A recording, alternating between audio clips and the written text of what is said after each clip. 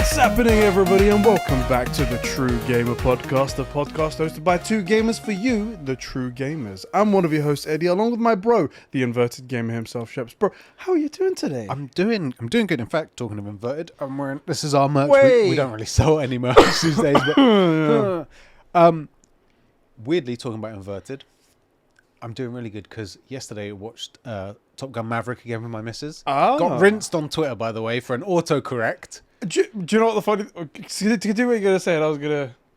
I was like, this thing. I read it. I saw some people rinsing you, and I read it, and I was like, I don't see what's wrong with that, because my brain's even worse. And I was like, I obviously for Twitter, I'm just like bang out a tweet, send, and then the only response I got, like 2 or 3 responses, just like you're just correcting my spelling. I'm like, I looked at it, I was like, I'm not going to defend myself because that's just a bit dumb. But like, this is one where it wasn't me. This wasn't me. Also, the whole point of the message was bare wholesome. My chick, other people's chicks. People will sidestep that just to give you shit. They oftentimes won't even interact with you. But when it comes to this, well, now I have to say something. My tweet was that. Essentially, most people's girls are like, oh, let's watch The Notebook, and they're like in tears, and you're like, yeah, exactly, looking to start a shotgun, right? And she was like, I want to watch Top Gun Maverick, let's watch it. We watch it, it gets to like, the last act, and she's like in tears, and then the movie ends, and she's like, that movie always gets me like wiping away, it's like streaming tears. Lovely. And it's Top Gun Maverick, it's like the best action movie ever made, and I sent a tweet saying, my chick says to do this, she says the thing that always gets me, and I'm like, and that's how you know they're your forever person, right? They have the exact same taste in movies. I wasn't crying, and I was like, better than getting notebooked or whatever, right? But completely ignore that. Totally ignored that. I spelled there wrong, and just rinsed. And even the only one that acknowledged it was Alpha, Senor Aquila himself, and he went, that's really wholesome. ... There. Motherfucker.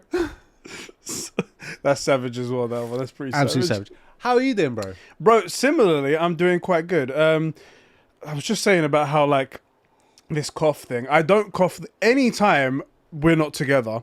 However, when we speak and we have these amazing, like, good jokes and really laugh, I immediately turn into a guy who smoked 40 a day. Yeah. And you guys must think I must smoke, but I don't, I promise you.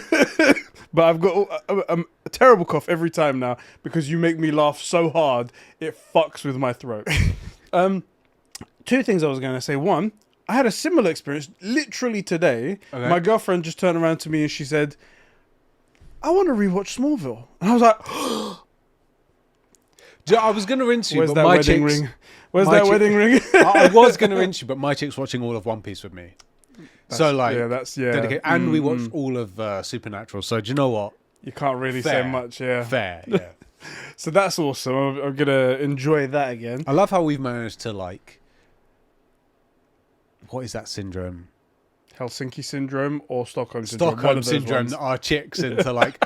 Do you know what? This wasn't psychological abuse. I want to watch another 10 seasons of... 1,000 episodes of One Piece? Yeah, that sounds like fun. Yes, my idea of fun. And you're just there in the corner like, I've successfully done it. I've turned her into the weeb. And speaking of tears, I was at... my girlfriend at work has that big work event every month on a Wednesday. It's called Wonder Wednesday, in case I haven't mentioned before, where work pays for them to go and do something extravagant. Absolutely ridiculous, yeah. Ridiculous. I even asked the guys, because I'm curious with the guys, I'm like, would you guys ever be okay with working somewhere else? And they're like, no, of course not. Have you seen how we get treated? Nowhere else does this. One guy left, and today he came back. And I was like, of course, I understand. Why did he leave? I don't know. Sorry, not him. We went to the River Thames and we was on these speedboats. Just to be clear, this work do's so cool you got invited to it. Yes. So it's like, it's a work do. It was a work gathering. So we can all bond. By the way, it's a +1. Yeah, it was a ridiculous thing. I was like, it's bad enough they're paying for you guys and all of your food and drinks afterwards. They must like print alcohol and stuff like must be, right? I mean, I won't say so, but they probably do. Anyway, we went there, had an amazing time. The speedboat guys were pretty cool. They were playing the James Bond theme tune while you were like, that's freaking awesome. Freaking awesome like that. That's cool. It was great. But then afterwards, I started speaking with one of the people that work for the company, and she was playing God of War for the first time. Oh, sick. And her sister was watching her play. Watching her play all of her games. And it came round to The Last of Us Part 1. And the start happens. Yeah. She's like, oh my God, I was in tears. I couldn't stand up for like an hour. I find that a really tough scene. I actually want to... We're talking about our women. I'm just going to add in a complaint. My chick plays The Last of Us Part 1 remastered. Yeah. 'Cause I haven't actually played it because she ruined it for me. Right. Starts playing it. Gets to the scene. Turns to me, do you think they'll be okay? It happens. I was so close to doing a domestic violence then and there. I was like, you missed it. You missed it. This is one of the moments in gaming. You just missed it. I need a divorce. Maybe that isn't domestic violence. Maybe that isn't domestic violence. It's just teaching a lesson, isn't exactly. Like maybe a judge would be like, you know how they say some women they bring it on themselves. Different podcast, but yes. Well, anyway, the whole point of that story was that she was in tears, and then her sister next to her, stone faced, just straight, just like, yeah. You okay? Cool. So I know which one to use, the psychopath. And I'm like, maybe. I don't want to be rude here. Don't step out of line. We only met like a couple of times now. You might need to take her to see a psychiatrist. Something is up in that head. That's like if you catch a kid killing like animals or something. You're like, okay. Yeah, the neighborhood animals start disappearing, and little Timmy. We need to do something about it. This is one of those moments. This is red flag number 1. All I'm saying is, if she roots for Abby in those first scenes of The Last of Us 2, you know something's up. Something's up. Don't let her babysit the kids. Keep that girl away from Isla. Yeah, fucking hell, right? Anyway, it's been a great time. I've been having fun. Still no update on my car situation. We'll talk a little bit more about that. You did manage to let your car situation spill over into being a my car situation today. That's going to be a funny story on the Conbros podcast. That's going to be great, but thank you very much for picking me up and all of the shopping that I had with me. Yeah, half of Costco. Yeah.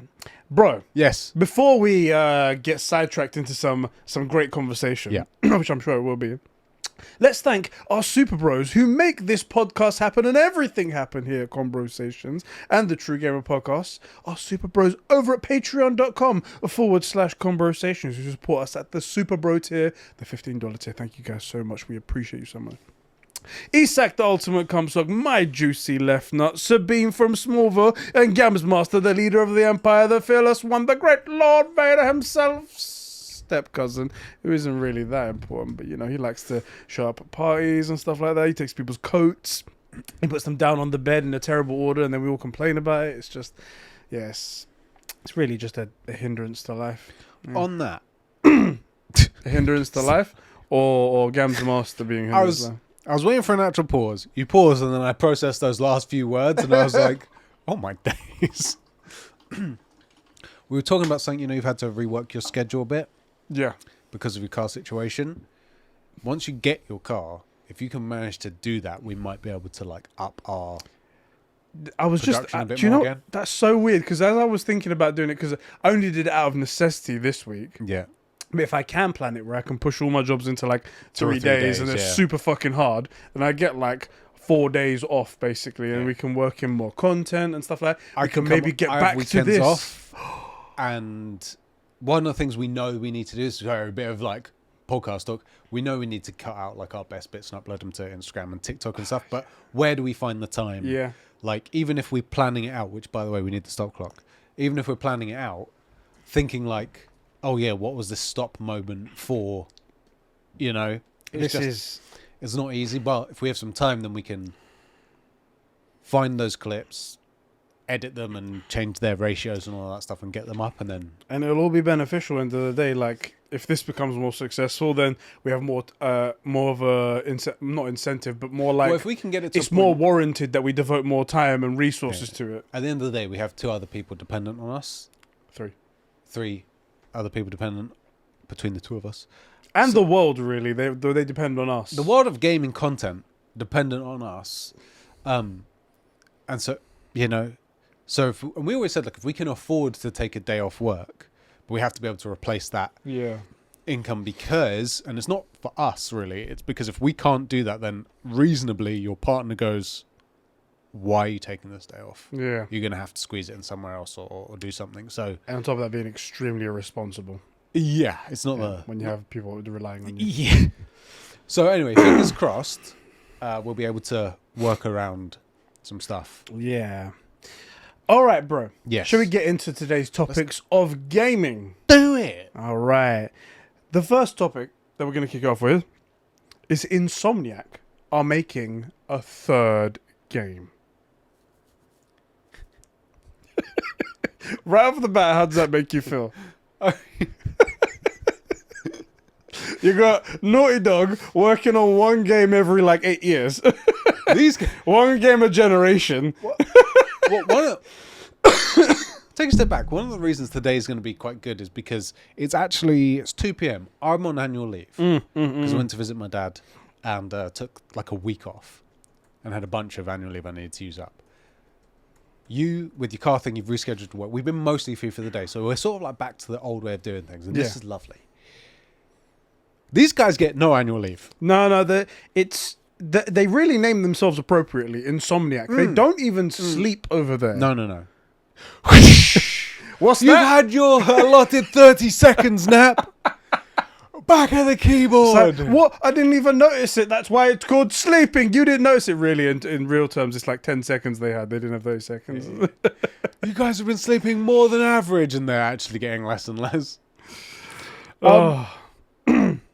You know, as a consumer, and as long as their product quality stays up high, good enough. That's the thing. I mean, we don't... At what point, here's my question to you. At what point does Insomniac become like blood gaming? You know how like they do blood diamonds? Yeah. You know, at what point are we like, this might be slavery?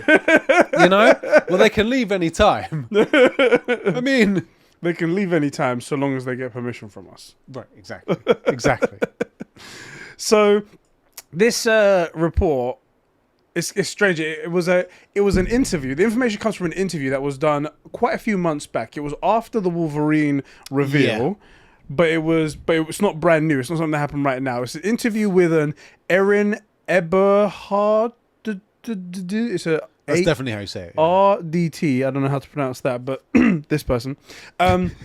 Who was on an interview with Full Sail University. Full Sail University is a big creative university. They teach a lot of cool courses if you're a creative person, movie making, etc. and stuff like that. Where she just openly announced that she's leading a project, a AAA project at Insomniac after working for years in esports over at Blizzard. No more information was given about that because she said she couldn't give any more information. But that means that they're working on Marvel Spider-Man 2, Wolverine, and we already know that Wolverine's got a different creative leader. Yep. So it can't be her. Nope. And a third game. Yep. All concurrently. Concurrently, that's it. There you go. All concurrently. Which is just insanity because there are teams out there that are like, they'll struggle to even think of the next title when it comes to like, oh, let's brainstorm what our next project will be. That's getting kind of distracting. Let's put all of our effort onto this while we close. Sony Santa Monica, 2 games in 5 years? 6 years? From release to beginning, it's more like 10 years. Yeah. But we didn't know when that started. So like, when they released God of War 2018, I'm being nice to Sony Santa Monica. 2 in 5. yeah. Insomniac's like amateur hour over here. You know that part of Batman vs Superman where Superman is pulling that giant boat with the chain? Yeah. That's literally Insomniac and the PS5 generation. Just like, I'm going to pull out Spider-Man. I'm going to pull out Miles Morales. I'm going to pull out Spider-Man 2. Ratchet I'm going to pull out Ratchet and Clank. I'm going to pull out Wolverine. It's going to come out apparently next year. We don't know. Probably will get delayed, but who knows.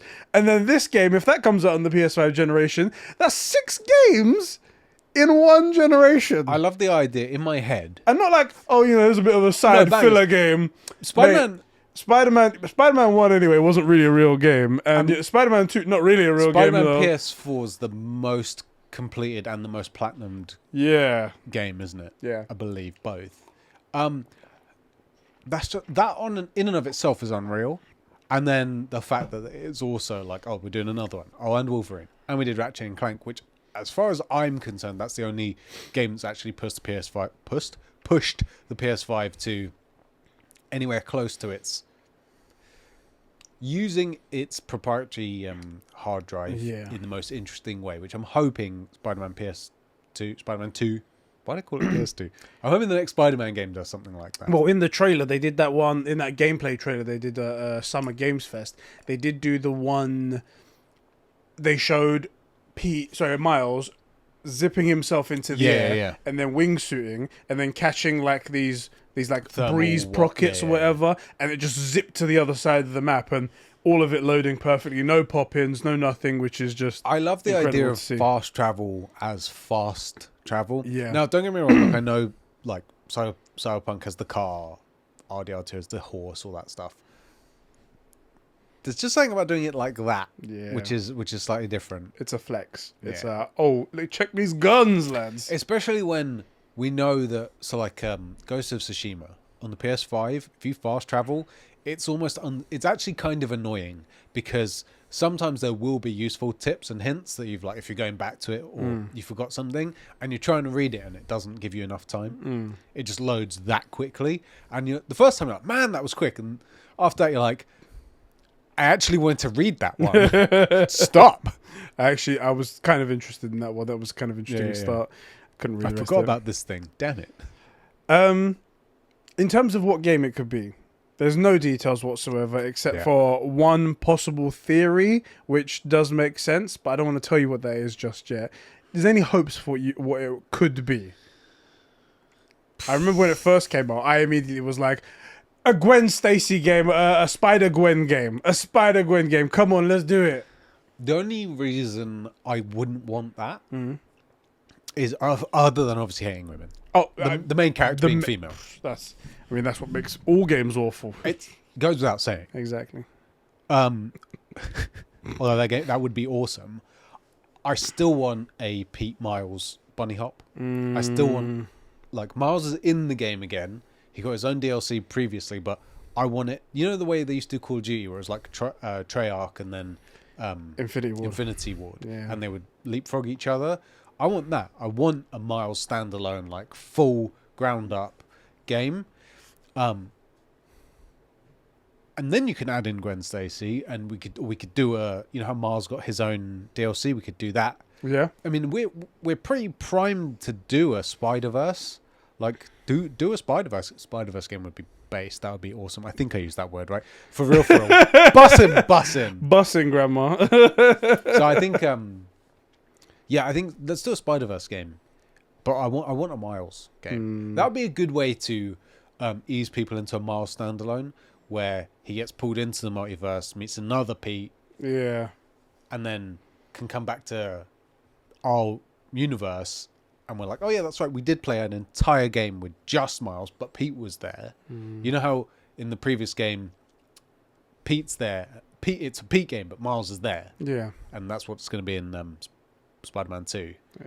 We can do a Miles game and Pete's there, and then we just do a Miles game. I hope this game works out, because I did really like our idea of just like leapfrogging between them. Like we said, that was a really cool idea, and it would have given so much more legitimacy to Miles Morales, especially because this is a good version of Miles Morales. So good. That it deserved it. But we have to see the product. This might be really cool, and it might be the best thing, and I want to mess with that. So I did desperately want them to bring back Resistance. I don't know if that's going to be a possibility, but this interview did happen shortly after Insomniac made a bunch of hires for multiplayer developers. So it's possible that this game that they're coming up with is going to be a multiplayer game. I know. I'm sorry, everyone. This is just how it is in life, and yeah. With the likelihood of the Microsoft deal actually, fully going through, being pretty much like 99% at this point, they now have 10 years to compete with COD. Yeah. Effectively. Or, if they're smart, there is no freaking way Microsoft's buying Activision? Nope. the press to make Fortnite. Epic. Epic. Do some deals with them. Yeah. Like, get not maybe partnerships a bit strong, but like start forming a strong bond there. I think they actually already did. Right when Unreal 5 was being announced, they did like 2 heavy investments in them, and that was what made people think that who's the guy? Is it Todd Sweeney? The guy yeah. That's what made people think that his words on the PlayStation 5's hardware being better than any PC, them going, you've clearly been bought by Sony. And then like Ratchet and Clank came out on PC the other day, and then they did a comparison, and no PC spec can beat the PlayStation 5. Yeah. And it's like, it was very close, don't get me wrong, and that was the super hyper £5,000 PC versus a $500 machine. Also, look, at the end of the day, and like apples to apples here, Yeah. Ratchet and Clank 5? Ratchet and Clank Just say Ratchet and Clank. was specifically designed to do a thing specifically for that hardware. Yeah. Because of the way it works. So that's like comparing a steak knife to a butter knife. Like, Yeah. a butter knife will kind of cut something, but if you're cutting a steak, you need a steak knife. That's why you have a specific thing for the specific task. I agree with this analogy, by the way. The PlayStation 5 is a super sharp, perfect built steak knife, and a PC is just this dull piece of metal on the butter side. knife. Butter knife, but like you know how everybody's grandma had those knives that had like the weird yellowed plastic. Yeah, like the handle thing. Yeah, And the fucking knife was coming out like 2 mil out of the handle. You know what I mean? And it's like sort of wobbly. Them PC. that's what PC is. Get fucked. Did you see any of the comparisons for that? By the way, No, I haven't looked. it was hilarious because the minimum when the specs came out, that was the moment that all the PC players were like, "Ha! You see, Gotcha. PlayStation were lying this whole time. The SSD isn't required because the minimum spec said you could run this on a 720 RPM solid physical hard drive, like a spinning disk hard drive. And they were like, well, surely that means you can't run it. And then Digital Foundry did the comparison between that, an SSD, an M.2 drive in a souped up PC versus PS5. And every time you jump into a portal, it's literally a pause screen. Yeah. And it's like... Yeah, because it's loading a new map. Right, exactly. And no joke, it's like 20, 30 seconds you're waiting in that thing on the hard drive. And it's like, what? And then it goes It's to the new the... version of the elevator thing, except at least in the elevator they're sort of wobbling. Exactly, and, something hey, in it. Hey, character 1, what did you think about this elevator? Oh, it's going pretty slowly. And the SSDs were a bit better, but not so much better. There were still like pauses and stutters. And then again, as I said, on the amazing souped up PC, it still was behind just from like every now and again it couldn't load fast enough. Anyway, that was a very interesting one, and it was good to see that it wasn't a lie, at least in the first place. Also, I will say, just to clarify, it's not all down to the SSD. That's a big part of it, but it's also how custom built the PS5 is, like the user, so the interface and whatnot between both of them, and how seamless it is versus how a PC is built to be like, okay, here's a port, put it in the port, and then it has to go all the way around to it's not just the SSD, although that is a big part of it. It's just incredibly efficient the way it handles everything versus a PC. That's why it's better. And well, here's the thing as well, is like you have to remember that the PC is designed to do many things. Yeah. And you can take a lot of power and focus it at gaming. Yeah. But the PlayStation is designed specifically to only game. It will do some other things, but it's only really there for gaming. And so it's specifically designed to do that in the best possible way. Yeah. And that's that. It's specifically designed to make PC gamers cry, and it does that fantastically. Pretty well. Better than anything in the world, and an 100% success rate. Just saying. Facts. All right, so yeah, Insomniac, not sleeping over there, living up to their name, and making a third game for you. Did you say what game you thought you wanted? I kind of felt I wanted it to be. I wanted it to be. Oh, do you know that with their relationship with Disney, with like Marvel and stuff like that? Perhaps. Yeah. I don't know. I wanted it to be a Resistance. It's possible it could be Resistance themed if they're gonna go for a multiplayer game. Yeah. However, I if I was going to go for a Resistance game, if I was going to get my wish, I would want it to be a single player game. I feel like Resistance is one of those permanently parked IPs. Yeah. Like I always complain about. You say that, but then every 5 days, these fuckers go and post a GIF or a picture of. It's like, hey guys, remember the Chimera? And it's like, oh, thanks for telling me. So I don't know what to think anymore. You know? Oh, Yeah, I'm with you. God, I'm with you. Okay. Sticking on Insomniac, the Spider-Man 2 limited edition console. Did we speak about that last week? I think we did, right? I feel like we did. Yeah, we did. Okay, so it came out. We also talked about that there were plates that they were selling separately as well and stuff like that. They all announced that at Comic-Con. It was fantastic. They all went on sale shortly afterwards and immediately went out of stock. If you're looking for one, sorry, you're never going to find one of those. I did buy one, but I'm half tempted to give it up. Why would you give it up? So here's the thing. I've had a bit of a strange thought, and I think it's not going to work out, I don't think. So I thought to myself, instead of getting this thing that is going to be kind of generic in a way, in the sense that like everyone can have one and whatnot, why don't I go for something that's a bit more special? And I did the thing that I do pretty much once a month. I went on Sideshow Collectibles. If you've ever been on that website and you're a geek like I am, you could get sucked in quite easily. They have a ton of these like statues and like figurines and stuff like that of all nerd stuff. DC, Marvel, gaming, whatever it might be, anime. Exactly. And I saw an amazing figure. It was a Hot Toys, if you know about them as well. They're a cool company in China. A figurine, 1/6 scale, so like a foot, of Spider-Man in the symbiote suit with the metal arms coming out, and all of those arms are like venomized. They've got like the black tentacles going around and a bunch of different like hands and heads and expressions, and it's all like movable and posable in different ways, and it looks fucking awesome. It does look sick. I got it in my mind that I think what would be better than me buying the cover, the controller, the collector's edition, which is going to come with a physical game anyway, and getting that statue, is that I take all of that money and then buy this, and it'll be super. It's not a bad idea. Super rare compared to what everyone else has, and it'll be like, whoa. Yeah. There are some wrinkles in my plan. I mean, the price difference. Not too much, actually. So the price is around about $280. Okay. Which £250, probably something like that, right? So it's not too bad, especially when you consider that it's $220 for the collector's edition. Yeah. So about that.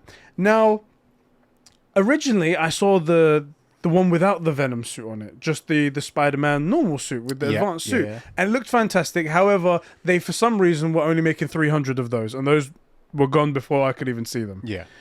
This one's come on. The fucking thing is that the shipping date is October 2024. So a year after the game comes out.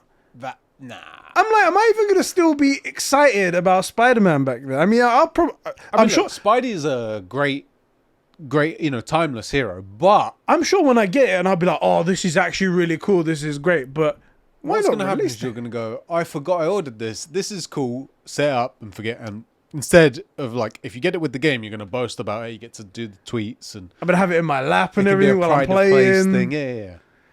It's just waiting that long. Oh. That's long. That's very long. I thought you were going to be like, 6 weeks. Oh. You're still excited. Contemplating going all the way to China to their main store, because apparently you can get it there quicker. Yeah. And being like, you gave us COVID. I need you to put a rush on my order. If you give me this order, I will call it quits. Yeah, I will mention it again. We'll call it Oh boy. Yeah, so that's going on there. The next topic. Yeah. 2 PlayStation related console news. One of them, the PlayStation Pro rumors have been resurfacing again. This time we've got some technical information. However, I had no understanding of what they mean. People are saying that it's minorly underwhelming, like it's not as big as a jump as they wanted it to be. But some people are saying that it will probably hit 4K 60 FPS. Native. I mean, every game is going to be different, right? Some people are going to Yeah. be pushing it a bit more, but that's the target apparently for it. But then again, so that was the target as well for the Xbox Series X, and look how that turned out. If it was to do that, I'm happy. I don't know what people are unhappy about, but My only thing about getting PS5 Pro yeah, is if it alleviates supply chain issues. And I know that things are better now, but it is still hard to find, very hard to find a PS5. I was gonna say, do you know? I think that might be one of the reasons why they're doing it. Like, it was a list of cons, like more powerful, we do this, and one of them was the CPU is gonna be smaller. In terms of like the nanometer wavelength, Okay. the nanometer size they do in CPUs more, and apparently that means that they can cut more of them on like a wafer. So I was like, it would make supply chain issues better. Look, I will say, I don't know, you probably haven't been into a store recently. I'm seeing PlayStations a lot more, especially because, and there's another topic we're going to mention, that PlayStation got like 40 million PS5 sold already, which is outpacing now the PlayStation 4. That's massive. Which is crazy. Especially if you consider the last 4 years. I was going to say 3 years. the way they were like limping at the beginning because they were just being shackled to the ground. That's first of all, that's massive. Massive. Second of all, I'm with you. You can't find them, but now people are in that case of like, especially in the UK at least, it's like you've wanted one for so long. Any money you put aside probably ended up going to bills. Like cost of living's it's a crisis here at the minute. It's not an easy thing to be dealing with. So, again, you had COVID causing everything, then knock on supply chain issues. Now you could get one maybe, but you don't have the money anymore. But yeah, and they are still hard to find. I know that I've seen some in stores, but there is a deal going on. It might be over by the time you hear about this, but I saw it. Cass can attest to this.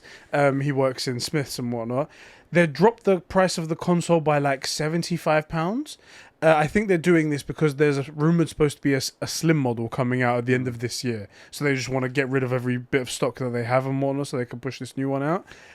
And it's something like $399 plus a game, and That's you not got a bad at PlayStation all. 5. I'm like, whoa! I was not bad at all. tempted to buy a second one, but I was like, what if this Slim has something cool about it that I really want? So here's the other thing about the PS5 Pro. Nothing's pushed my PS5 to its limits. Nothing. It's not even close. I do genuinely think I haven't heard the fan once.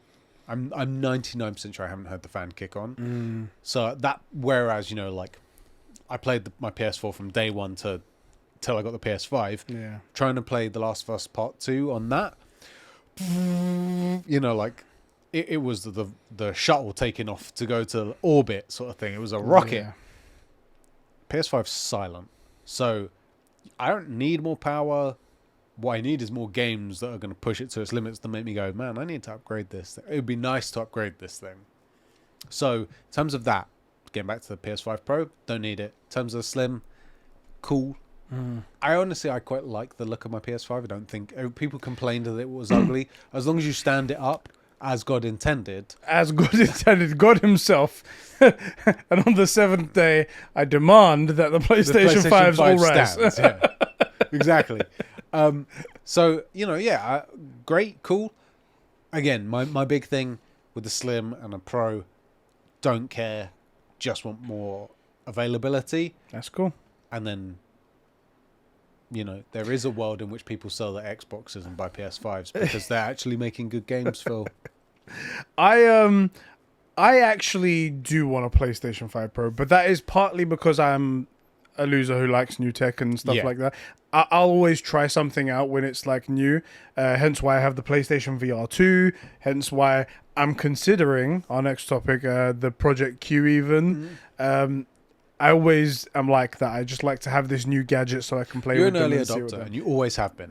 You always have been. And I'm willing to take all the abuse that I get in terms of like, it has this one flaw that is like kind of minor, but still I can mention it to you. I'm like, you've always, even like you've got an iPhone, you'll upgrade to the new iOS like immediately, Oh. even when it's like in testing or like not quite ready. Stupid decision, but I'll always do it. Yeah, you'll always do it because you're like, well, there is this new feature that I wanted to try out. Like, how Yeah. much fun did you have with the photo thing where it can select stuff? Oh, yeah. you were playing with that for when it first came out. early as well. So the other side of that coin is you do risk your phone because you go from an iOS that works to an iOS that maybe doesn't quite work. It always does the same thing, and I'm prepared for it. It's like, okay, so for the next 2 months, my battery life is going to suck. It doesn't exist. Oh, boy. Yeah, anyway, so I am looking forward to a PlayStation 5 Pro. I would like it. Final Fantasy 16 kind of highlighted it for me because in performance mode, it isn't very good. Yeah. In terms of it, like, it drops the resolution quite a bit. And there are moments where it drops below 60 and it's a bit obvious. I would like for my games not to do that. Yeah, and especially when it comes to like maybe when the next Horizon comes out, whenever that's going to be and whatnot, I want to be able to play it in peak performance. I'm with you. And it's funny you say that. So my only slight gaming, like I haven't done any gaming this week because I went to visit my Faja in wherever the frick he lives, in the middle of nowhere. You're Vader. Yeah, that's right. Wait, Vader means father? So, but the small bits of gaming I have been doing is obviously Jedi Survivor and some Apex. And Apex, that streaming rig will run it at like 100 plus FPS, anywhere from 100 to 150 FPS. It's a lot more than my eyes can get. Super smooth. And I went to Jedi Survivor, maybe a week ago, and there was an update, and I guess it switched it from performance to fidelity mode. And I was playing it, and I was like, man, this feels really clunky. This feels so slow. I don't like it. What changed? And then I realized it was in resolution. It was, so I switched it back to performance, and it was much better. But it is one of those things where I really value the FPS. Yeah, I can sometimes force myself into the resolution mode like I did for a majority of Final Fantasy 16. And after a while you do sort of get used to it, but it's just why we should be able to get to that, right? We should be able to get to that. I understand consoles are compact, so maybe there's a sacrifice to be made there. I would expect 1440p at 60 FPS should be a new standard. Maybe 4K would be nice. 4K at 15. Nah, I want 4K, ray tracing, global illumination, no motion blur, no compression. Turning it off and putting it to 1080p and 120 FPS, and I genuinely would do that. I tried 120 FPS when I got the new TV downstairs, that LG C2, whatever it was. Yeah. I was like, oh, it can do 120 FPS, and I saw on Digital Foundry they're like, oh, if you play COD, you can turn it down to 1080p and play at 120 FPS. 1080p on that TV looks garbage, absolute garbage. And I was like, why would I want to do this? Do you remember, why? Do you remember when high frame rate TVs came out? Yeah. Higher frame rate TVs came out, and shows couldn't keep up. So the show looked like it was ahead of the audio. It was all weird. It was very strange. It was really unsettling. Sort of like that. Yeah. But like visually, like in terms of the graphics versus the FPS. 1080p isn't ideal, but I would really, really value having 120 FPS. Well, hopefully the PS5 Pro can enable that. That'd be pretty cool. Speaking, by the way, you said you were playing Apex, was it? You said that if you get time to I saw this today. The most toxic video game online communities out there. At the top, Apex, representing you guys. Even better than COD. Even better than COD. League of Legends second, and then it's COD Warzone. Really? Yeah. Mate, COD, you fell off. But do you wanna hear the funniest one on this list? Go on. So Apex Legends is 31% of all the negative comments out there. Yeah. Animal Crossing, 14%. No way. Is there some Animal Crossing dark side that we just don't know about? What have I missed? Like, you could tell people are like, oh yeah, COD fucking guns, like that. Apex fucking guns, talking smack about people and stuff like that. League of Legends makes sense to me. All these other things, it's like a lot of violence and whatnot. Animal Crossing, get the fuck away from my plants, bruv. Yeah. Man's planting radishes, and he better get 100 out of 100 or else. dead. I was like, what? Animal Crossing? What's going on over there? And like my missus plays Animal Crossing, and now it all makes sense. She's not just violent with me; she's also violent in the game. All right. Our next little thing to talk about, PlayStation hardware related. I sent you a link on Discord if you want to go check it out. Yeah, buddy. This video, popped up online of the Project Q. Well, I can already see a big improvement. Go ahead. The sticks Yes. are in line. So this is I'll put it up on the screen for you guys to see as well. Hopefully I remember. Pull that goddamn plastic off. What's wrong with you? Yeah, I'm not going to lie. That's ridiculous. So somebody managed to get a Project Q off of the production line and take it to a hotel room. The very first image that you see that's still in this video, it's all like sort of taken apart and the sticks aren't there. But then the guy puts it together and you can see it's essentially a DualSense controller split in half, and there's a big old screen in the middle of it. In this version, it seems to be running some sort of like Android operating system on here. And a lot of people seem to think, for some reason, that it's going to come with Android on it. However, I don't know why see... that it would. This is just to get the tech up and running. It's Yeah. like, everything runs on the back end on Linux and stuff. No one uses Linux. I was going to say, like, the dev kits, they probably run some sort of, like you said, like Linux or something like that. But that doesn't happen when you get the console. No. I don't... This is for people... I think people to were plug being... in and do stuff to, not like to plug and play. This was very strange. I don't know why people were thinking that. Like, it was going to eventually just going to be running Android. Anyway, because that's just like easily hackable. I don't know why they would allow that. Anyway, it's real. It's a real thing. What are your impressions on it? What do you think? How do you feel about it?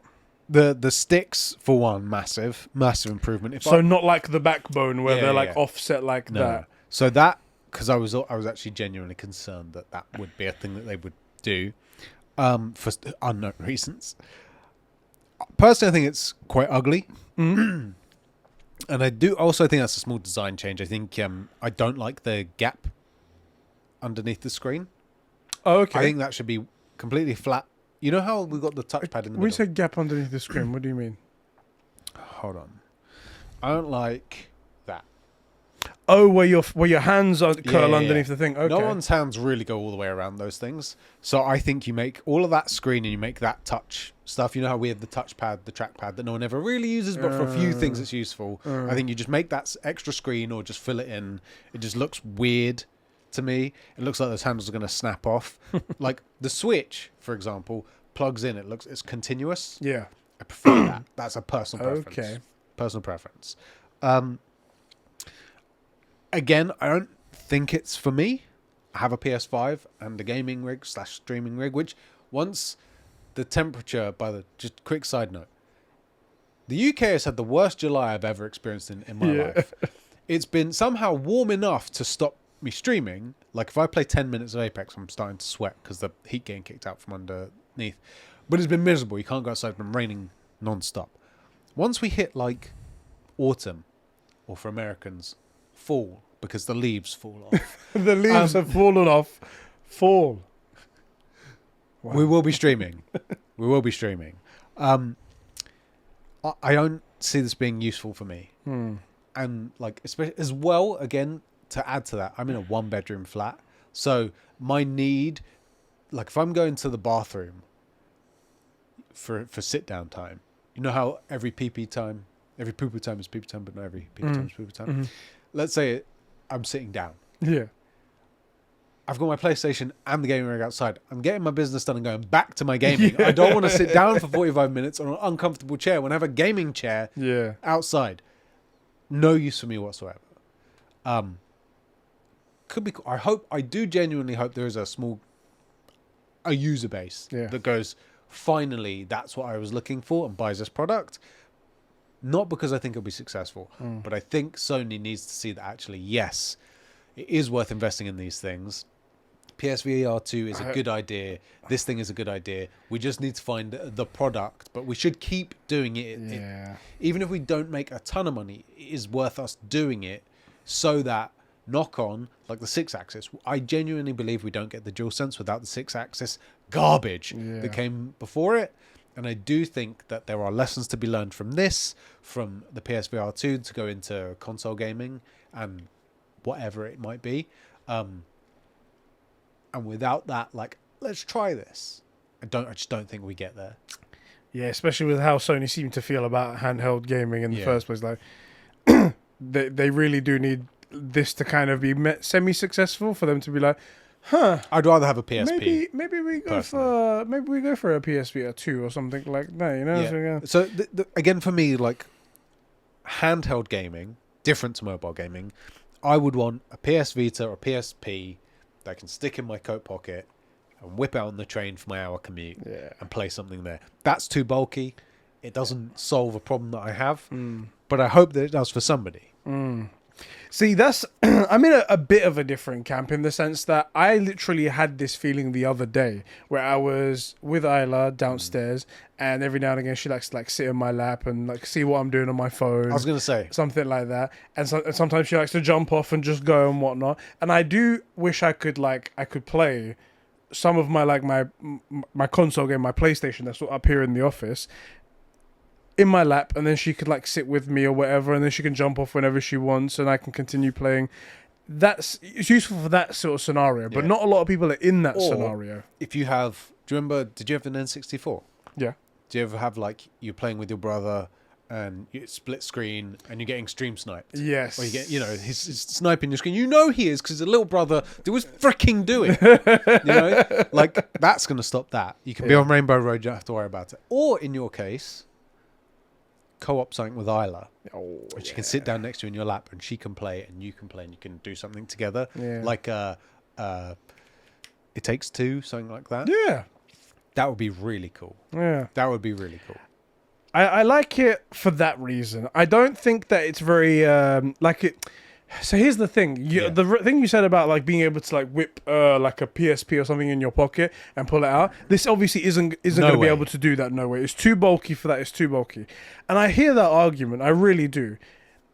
Again, it's a very specific use case. I think everybody's thinking that. Everybody's thinking that. But I'm like, is it in no way in anyone's minds though that like this is way more ergonomic and way more than any other portable console out there. Better. Like, for example, people put up with better the than a Switch for sure. Yeah, without a doubt. I'm one of the guys I don't like playing on my Switch handheld because of that just like crappy sort of ergonomic design. 100%. The sticks are way too small and like non-shifty. 100%. I always pull out a Pro Controller, always play it that way on a TV. That's my way I'm gonna play it.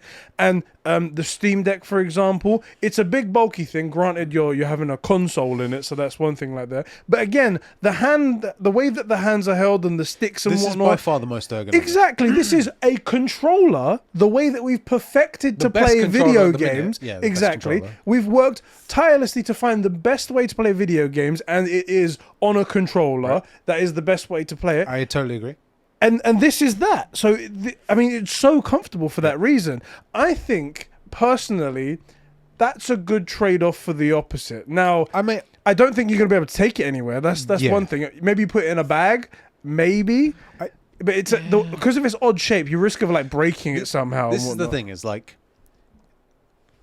each idea. So like, let's just take a Vita versus this. Yeah, this is obviously better as an experience, but it's much more inconvenient to take it anywhere. Yeah, so it's like this is a really good mobile in the home thing, or you go into like. I'm coming to a barbecue here or something, and for some reason I'm going to game. Do you know what I mean? Like, the Switch ad. Where hey, let's go over to the rooftop party. Why this fucking dickhead brought his Nintendo Switch in? Playing God of War. We're trying to have a barbecue and get wasted. Bruv, do you guys want to play some Days Gone? You're the designated driver. There you go. So... You're going to do the Switch thing on the plane where you're like in that super uncomfortable position. Yeah. You're like so uncomfortable you can barely breathe. You look so uncomfortable in that thing. If I remember, I'm going to put on the screen that position of him in the plane seat. The scoliosis gaming. It's So like I take your point. It obviously much more ergonomic, but again, if I'm gaming on the move, I want convenience and comfort for I don't want to have to pull it out of my bag. Yeah. You know, it's like this big old thing. So There is also one other thing. Yeah, go. You can't do that because it hasn't got any sort of like 3G or 5G capabilities or anything like that. It's just Wi-Fi. So we wouldn't be able to do that anyway. This is the downsides of this console. I'll give you another thing that I've noticed as well that seems really strange. Why has it got a touchscreen? yeah, I did also notice that. Because it's got a controller, so you can do everything on there. But also, why a touchscreen? I mean, PlayStation 5 games don't require a touchscreen. Two things. That's one going to push at the most cost up. a map button. You know, Yeah, that's one going to push the cost up. Yeah. Touchscreens are a bit more expensive, and I suspect that this is a dev unit. It's meant for interacting and doing other stuff. I suspect. So unless this, do you know because what of this the might be? OS as well. Like Do you that's know, we might be being had right here. Someone has made this themselves, and they just put like a Samsung tablet in the middle of it. Maybe we're getting fooled this whole time. That's why it's running Android. That's why it's a touch screen. That's why it does have a camera. I'm just saying. It does. Is that a camera? Is it a camera? On the right, by the right stick. See that little cutout? I see a dot. Look, it's there. Just there. Just there? That looks like a phone, you know, a little iPad camera. You might. We're being had. We might be being had here. We're being had. Anyway, let's just presume this is what it would likely look like. With that being the case, we don't need touchscreen again. If it is that, let's just pretend that it's real. We don't need touchscreen.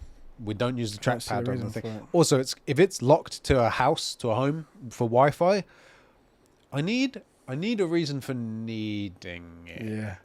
Yeah. I could see a case of like, let's say you and the missus are going to play something and you're putting Isla to bed and you're just staying in the room. You got some Bluetooth headphones in and you're playing while she's like, you give her those 10 minutes to actually like sink into sleep. I could see maybe that, but then you're coming back to the PlayStation.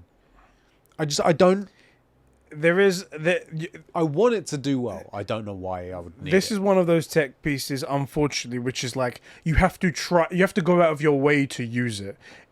You could do all kinds of other things. Like when I said I was interested in it, Sean, for example, said to me, he's like, why wouldn't you just bring the PlayStation 5 downstairs? Now that comes with its own issues. It's like moving the PlayStation, etc. But then this has its own issues. It's like, you know, you're having to pull it out. The one thing that I do want to answer for though is two things I want to answer to. One, is this blue light around the controller going to stay on? You know the answer to that. You know the answer. You know. Fucking Sony. And also, with the PlayStation, so with the Remote Play app that you have on the phone, if you come out of the app, it severs the connection straight away. Right. You lose connection, you have to restart it, and it takes like 20 seconds more. It's just annoying, right? Yeah, that's one of the downsides to people who said, oh, why don't you just get a backbone and play like that? Other than the awful sticks, anytime you get a text message or something like that, and maybe you want to answer it and whatnot, you've lost the connection. You have to do that again. And that's the advantage when you have like a dedicated piece of hardware for it. I can still have my phone next to me, and I can still game. Yeah. So I want to know, if I look away for 10 seconds, or if I do anything else on this thing, is it going to sever the connection, or because it's a dedicated device, it's just going to stay connected to the PlayStation 5 all the time? And maybe on startup, you need to do the thing. Yeah. I wonder. Anyway, that's the Project Q right there. Project Q. PlayStation 5's getting an update. Which will allow, it's in beta right now, so beta users will be able to get this. It will allow bigger SSDs, Dolby Atmos support, and the ability to turn off the beep startup sound when you turn on your console, which is going to save many relationships. I was going to say, that's like, there's something about Sony, that beep. You the man, MVP. Do you know what's funny? Is obviously Sony's leading the way in audio. Understanding of like audio and audio technology, the 3D sound, the ear scans that you can do. Yeah. And yet they designed that thing to specifically speak to the brain center of all women and wake them up immediately. It was more like to sleep through her newborn baby crying than that beat. Exactly. I don't understand how they've managed to pick the correct decibel of a sound that supersedes every other sound. Have you ever tried to cover it up with like a cough, a stamp, a rustling of a bag, an opening of a chest of drawers? Nothing will cover that sound. This is one that I know. Every time, as we know, insomnia, and it recently came back savagely. It was like somewhat tolerable. Oh no! But the last few days I've basically not slept. It's been really hard. You press the button. You're like, I'm just gonna play. I put the headphones on. Just gonna play. Forget about the beep. Beep. It's so intrusive. And you know that, like, my chick's really calm about this stuff, so she won't. Sometimes she'll just come back to bed. Why? I'm not sleeping. But sometimes I know. The thing is, I know that no matter what, it woke her up. I feel like if someone turned on the PS5 downstairs, we could hear it from here. Yeah, dude. Sometimes I turn on my PlayStation 5 from my phone or something like that just to get it going, even though it takes like half a second to wake up from the thing. I do. I can hear it with this door closed downstairs with Isla shouting and whatnot. I can hear it go, beep. Fucking goddamn it! It's so. I don't know how it does it. It's let's say intrusive. Yes. Very intrusive. Our next topic. Oh, by the way, of course, in that update, no mention of the PlayStation 5 Lite, no intention of changing it, anything like that. Good guy, Sony. Yeah. I just want to know that they hear our cries. If I don't want to know, because it makes me genuinely. I'll be even more angry. It makes me genuinely angry. Yeah. The next topic. Where is the Starfield promotions? We are 1 month away from this game launching. No comment. And the last thing we heard from this game was from that Starfield Direct. Granted, a good Direct, in my opinion. That was when I jumped on board the Starfield hype train. But since then, we've heard absolutely nothing. No and comment. I don't really understand why. Apparently, Gamescom's coming up in 2 weeks. Apparently, they're going to be there. However, they're not going to have a playable build at Gamescom 2 weeks from the launch of the game. I don't want to put anyone on any edge, any like worried scale, but I am feeling a little bit concerned about that. If your game is not playable to the public 2 weeks before launch, it might be time to call a few people and be like, so how are we feeling about this, guys? What's going on inside your brains? What's happening there? This is very much a case of, well, let's take it away from Starfield. Are you familiar with Baldur's Gate? Oh, yes. Well, I mean, not familiar in terms of playing it. I know of it. Yeah, Baldur's Gate 3, I believe it's out now. Yes. And this game is massive. Yep. And not in a AC Valhalla way, in a, oh my god, this game is massive. I heard it had something like 1 million hours of hundreds. of like cutscenes or something like that. It has hundreds of hours of genuine gameplay. And it seems to just all work. Now, the game has been in development for a very long time. And it's to the point that I've seen articles. I kept meaning to read them and just not. So this is all the headlines, but as we know, you only need to read the headlines. Need to read the headlines of anything. Basically, other devs have come out and been like, what are you doing? You shouldn't be bringing out a game like this, that it just works. Like, what the hell? I'm delivering this much content. Terrible. Awful. And we sort of suspected that it would be good, because Baldur's Gate is just Baldur's Gate. It's a D&D thing, by the way. And I thought it was a guy with like many gates in his front house. Baldur.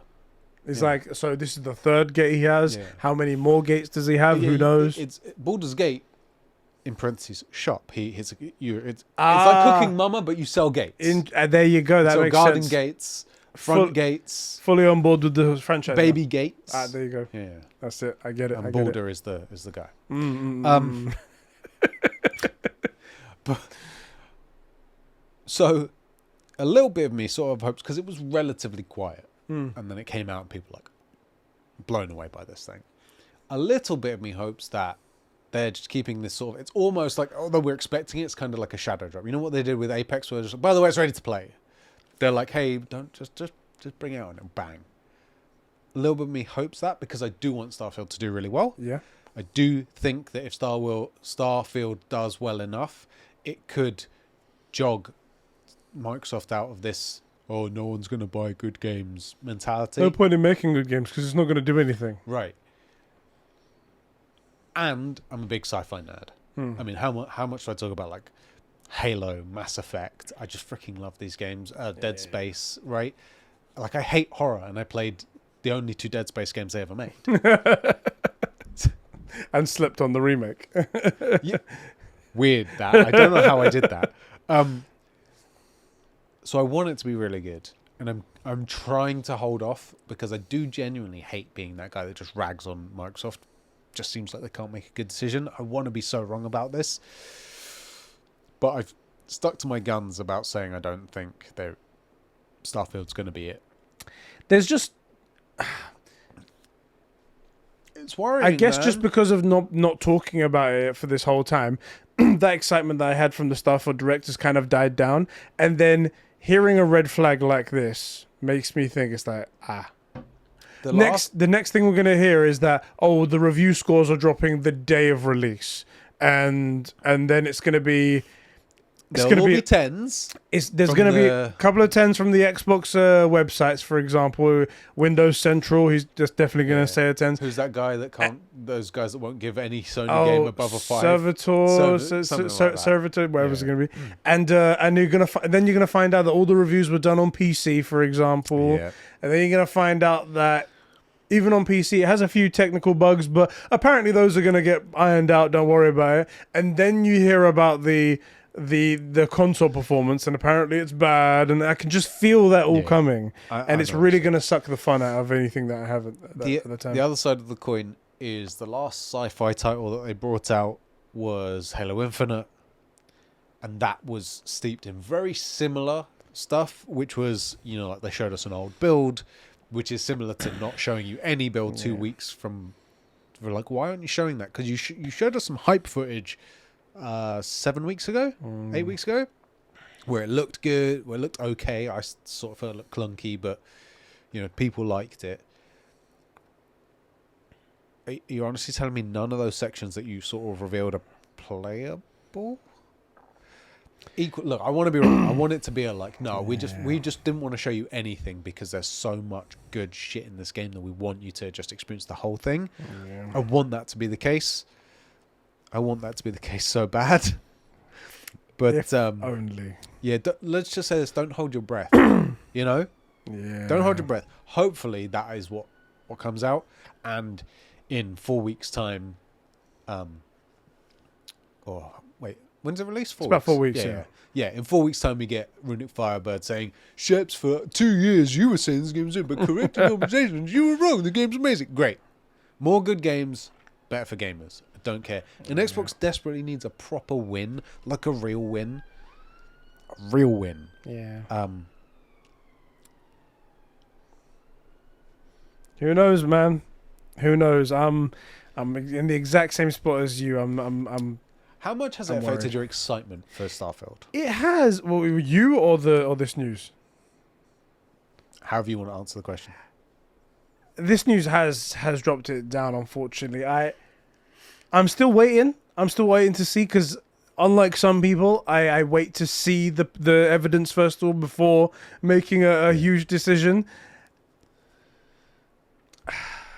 It's just that there's a track record, right? Anytime that first of all, Bethesda releasing something, it's usually filled with bugs. Yeah. So I'm expecting that at the beginning. With you.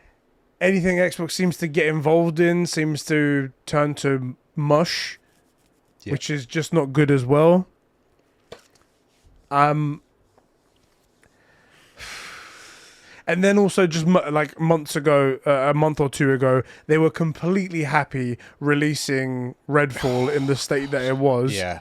Which means that shows to me that they have no respect for their customers. They have no respect for people who are paying for this game or paying for Game Pass. Something went drastically wrong there. or drastically right, and they were trying to. The only answer is that they were trying to pull a fast one on people, because there's no way that. Did you ever What see Treasure Planet? self-respect do you have to release that? Sorry. Back in the day, Disney released a movie. I think it's Disney, called Treasure Planet. Did you ever see that? No. It's really good. It's one of the best movies they ever made. Okay. That movie flopped awfully, Right.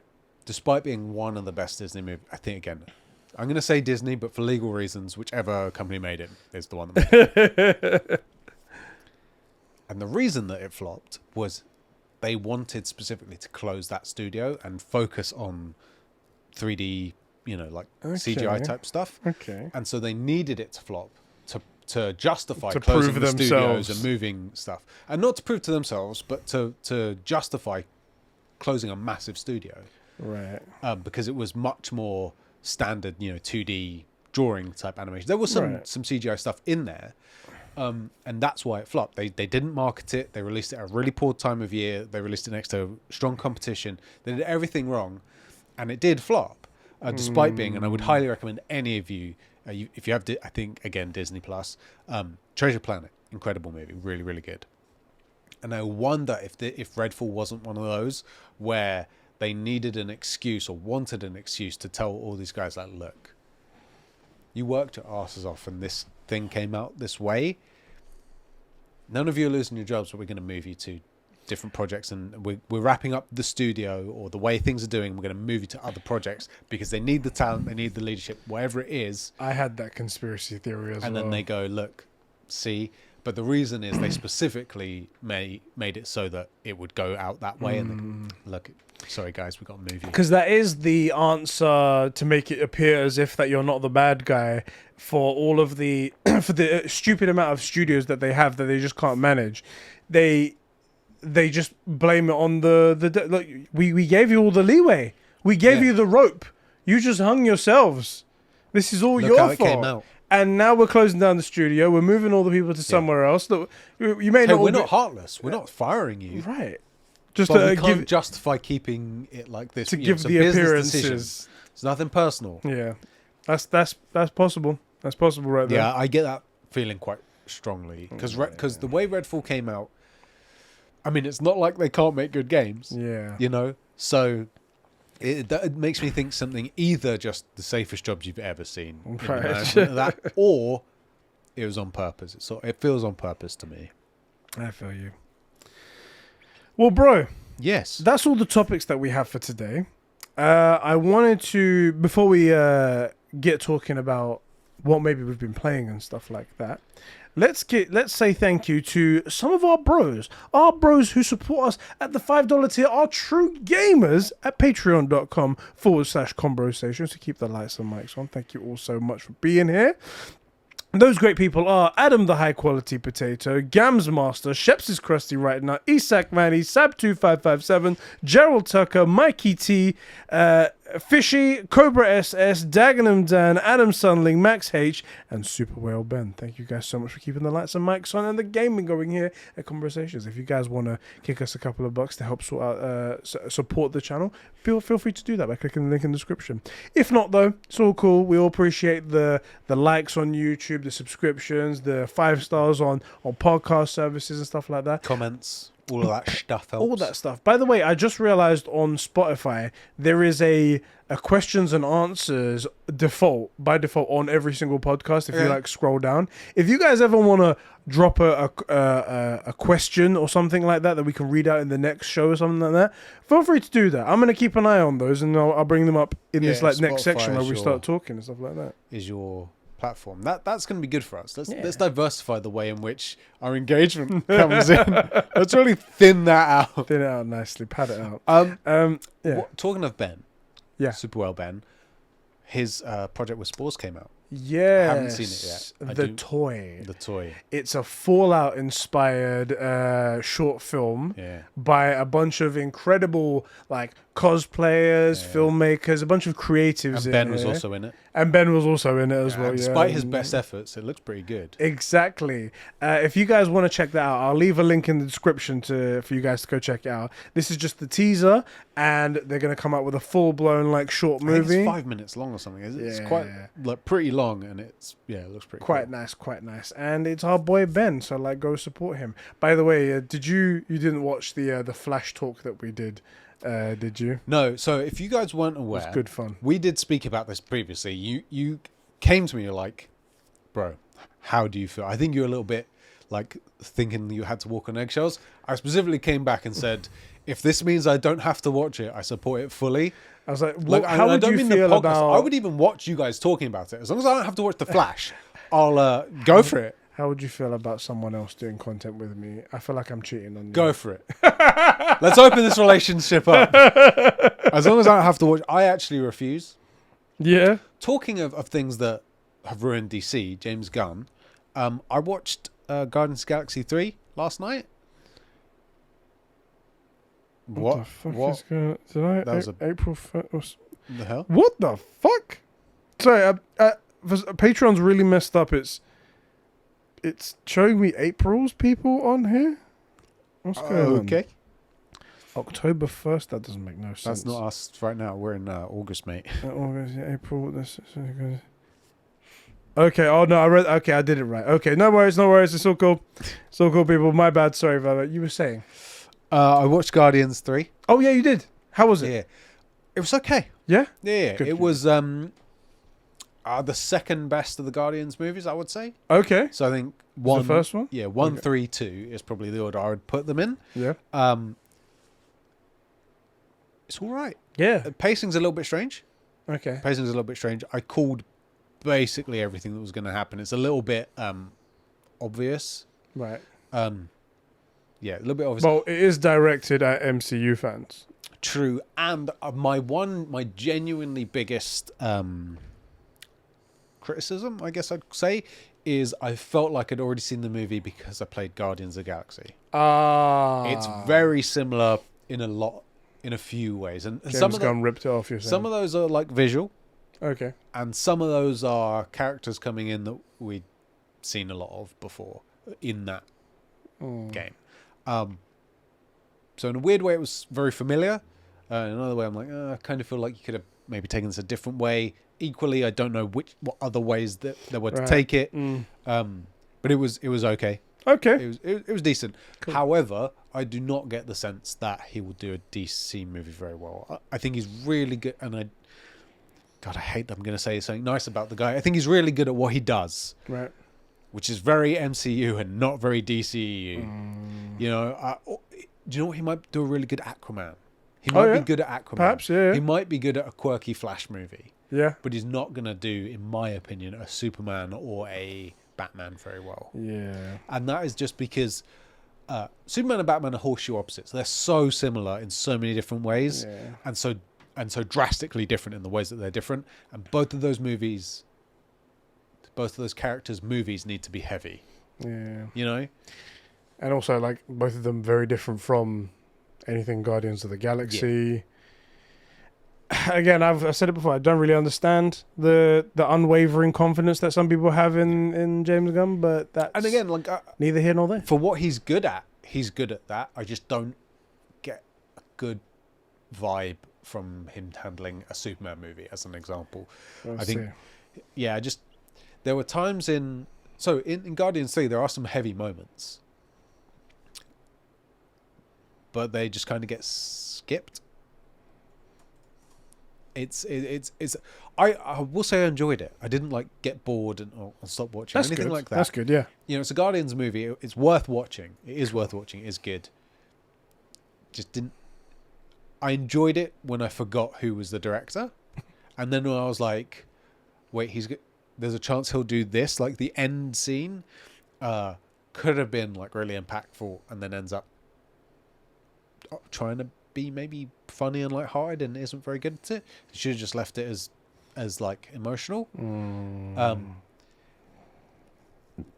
Yeah, it makes me a little bit worried. It makes me a little bit worried that he's the sort of guy that, you know, if you're negotiating or doing anything like that, where you say a thing and then you have to be quiet and you have to wait for the next person to respond. Yeah. And whoever speaks next kind of loses, and that silence gets quite awkward. James Gunn feels like the sort of guy that has to fill that silence because it's awkward, and that's what I saw. So, do you speak or do I speak? Do we speak? Yeah. Are we going to stay Yeah. silent? Okay, I'm really good at this game, by the way. You're never gonna beat me. It's never gonna beat me. Exactly. And Is it cold in here? exactly. So I'm a little bit worried that that's the case. But I would. It's not a waste of your time. If you and your missus watch it after tonight, I think you'll enjoy it. It's decent. There's a bunch of stuff I want to watch, but we'll talk about that on the Conbros podcast. Yeah, buddy. Bro. Yes. Have you been playing any games recently? Last week, no, I was in the middle of nowhere. Oh yeah, because you was away. Yeah. But still Jedi Survivor. Okay. And again, because my time to game is often in these really short windows, and I don't want to put 30 minutes on Jedi Survivor. So I'm still on that first planet with the tub. It's taking me a while I just want to sit down with a few hours. Hopefully I'll get a few hours in this weekend because my missus is back to work, but I'm off. Oh, awesome. So I'm hoping to get a good handful of hours into that and meet the obvious love interest of the Force Witch. The Force Witch? What's her name? I don't want to say anything. But anyway, I'm hoping to put that on, and then a bit of Apex. A toilet in the P445 flooded 8 writes in and he says, I think it's time to kick Sheps off the podcast. How could the man call himself a gamer when he hasn't even played RDR1 or 2? Disgraceful. Listen, Red Dead tuberculosis is not... Let me just bring it back to you. You asked me a question about what am I playing at the minute. Yeah. Where am I going to find the frickin' time Somewhere to play? Between not sleeping and... Where am I going to find the time to play Red Dead 500 hours of gameplay 2? You know? Ethan made thousands of hours of content based on this game, and I have shiny object syndrome so badly. Do we really want it to just be Sheps updating about what side quests he's done for Red Dead until the next title comes out? Also, with like Spider-Man around the corner, Wolverine next year, presumably. Like, where am I going to find the time? Yeah, it's going to get worse because we're going to talk about the games that are coming up in a bit. I have done something I'm quite proud of. Yeah. I finished Mass Effect? No, I mean, something I'm proud of. No, so I'm proud of, not something you would be proud of. Right. No one cares about you. Okay. No, this whole stems from Zacchino asking me if I had played with my PlayStation VR headset since launch. Yeah. Very soon after launch, it must have been like Jedi Survivor came out and a bunch of other games came out and I got distracted. And I hadn't played it since then. And that was my reason, genuinely. But there is also the fact that when it's a headset, you have to actually put on the headset rather than just grabbing a controller. Exactly. Yeah. Now, while it is very easy to set up, there is still setup to it. But I started playing PlayStation VR 2 again. I completed Horizon Call of the Mountain, which was cool and everything like that. The machine fights are actually really, really cool. Okay, I really like them, and they're very physical as well because you have to like physically pull a arrow out of your quiver and stuff like that. That's pretty switch awesome. Between stuff and things. That's pretty awesome. It's pretty cool. And also, there was one of them that was like I don't remember in Horizon Forbidden West. It was like a bear that has fire. Yeah, I know the thing you mean. That was the last boss fight, and it was so intense. It was like breathing fire in your face, jumping at you, and it was so great, so cool. And City Skylines in PSVR 2. I love that, and I got so... last time I mentioned it, I poisoned my entire city. Yeah. It happened again. I had to reset again. Sick. But I got to the point now where everything's been maxed out. All of my milestones are hit. All I need to do is like make my population go to like 100,000. However, I think I'm going to start again because I really... badly did an inefficient layout, and I just can't have it. I need to set up like an industrial district. I need to set up a residential district, office, because the way it is right now, it's up like London, isn't it? It's so bad, and there's like congestion as well. My industrial district are like, bruv, we can't get the materials to grow. And I have a look at the traffic tab, and the entrance to my city, red. Green everywhere else. It's like, no, I should have made thicker roads. God damn it. I can't start again. I'll have to destroy all the houses I've made. I'm going to start again. Yeah, so that's happening with me. I'm very proud of that. I asked the question to the community. I said, we're about a month away from the start of the great gaming takeover with the release of Starfield to kick it all off. Yeah.